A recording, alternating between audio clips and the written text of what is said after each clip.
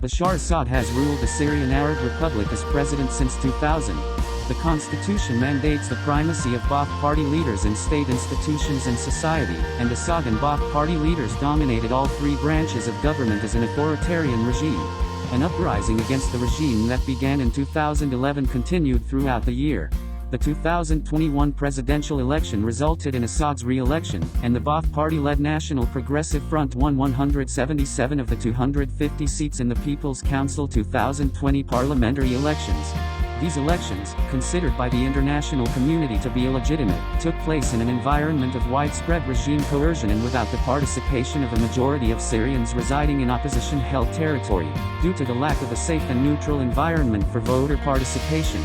Non-governmental organization observers additionally raised concerns about electoral fraud and did not consider the elections free or fair. Local council elections took place across all provinces September 18 and were described by non-governmental organizations as neither impartial nor independent.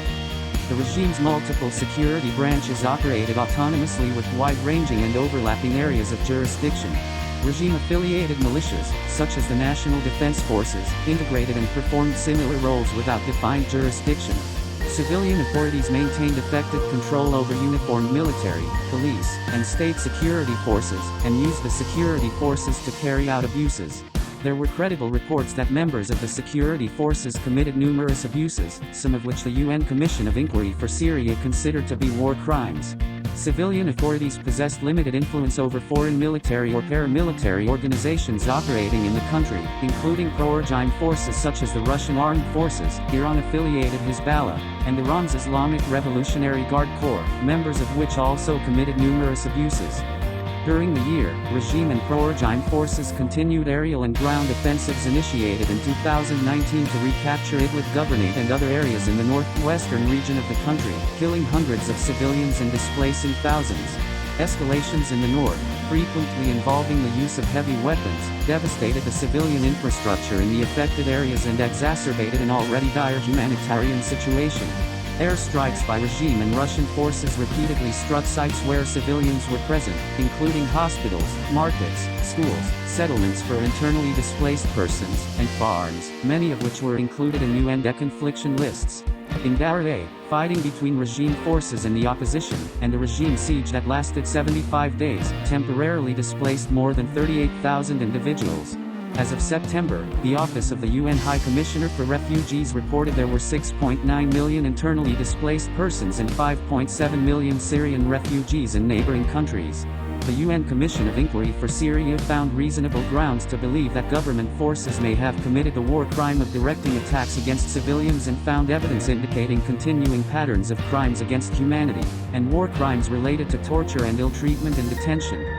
Significant human rights issues included credible reports of unlawful or arbitrary killings, forced disappearance, torture and other cruel, inhuman, or degrading treatment or punishment by the regime and other actors, including torture involving sexual violence, harsh and life-threatening prison conditions, including denial of medical care, arbitrary detention, political prisoners and detainees, transnational repression against individuals in another country, serious problems with the independence of the judiciary, arbitrary or unlawful interference with privacy, punishment of family members for alleged offenses by a relative, serious abuses in a conflict, including unlawful and widespread civilian deaths and harm, enforced disappearances and abductions, torture, physical abuses and punishment, unlawful recruitment and use of child soldiers by the regime and other armed actors, serious restrictions on freedom of expression and media, including violence and threats of violence against journalists, unjustified arrests and prosecutions of journalists, censorship, and the enforcement of and the threat to enforce criminal libel laws and blasphemy laws to limit expression,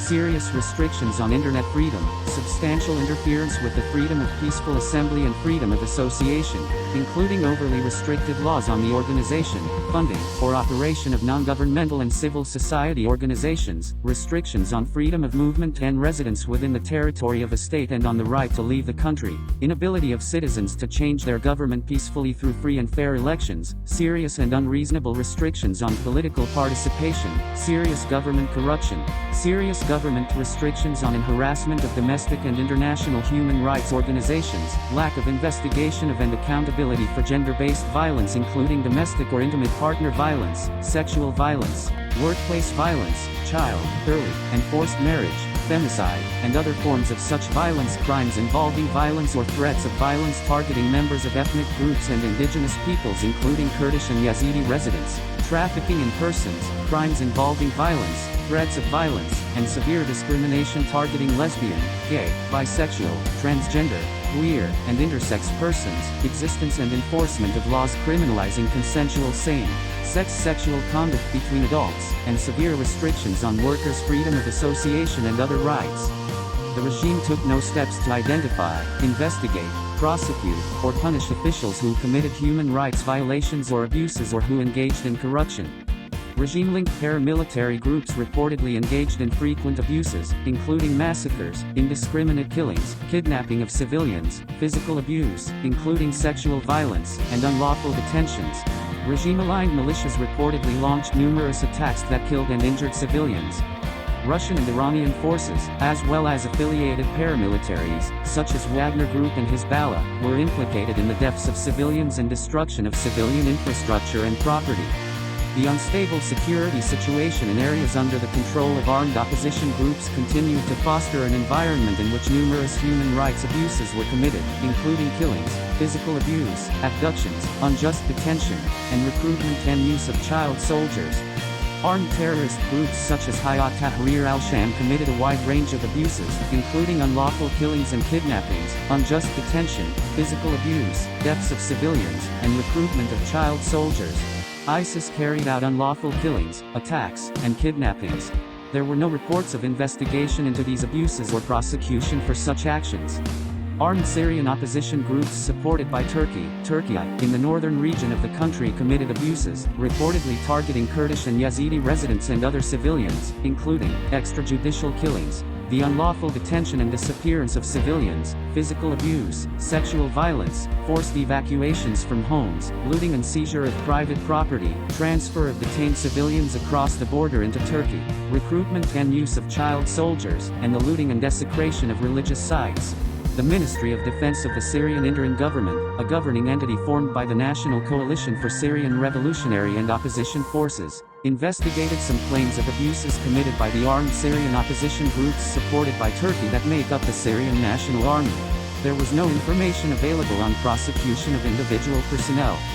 Elements of the Syrian Democratic Forces, a coalition of Syrian Kurds, Arabs, Turkmen, and other minority groups that included members of the Kurdish People's Protection Units, reportedly engaged in abuses, including attacks striking residential areas, physical abuse, unlawful detention, recruitment and use of child soldiers, restrictions on freedoms of expression and assembly, and arbitrary destruction and demolition of homes. The Syrian Democratic Forces investigated most allegations against its forces. Some members of the Syrian Democratic Forces have been prosecuted for abuses, but statistics were unavailable.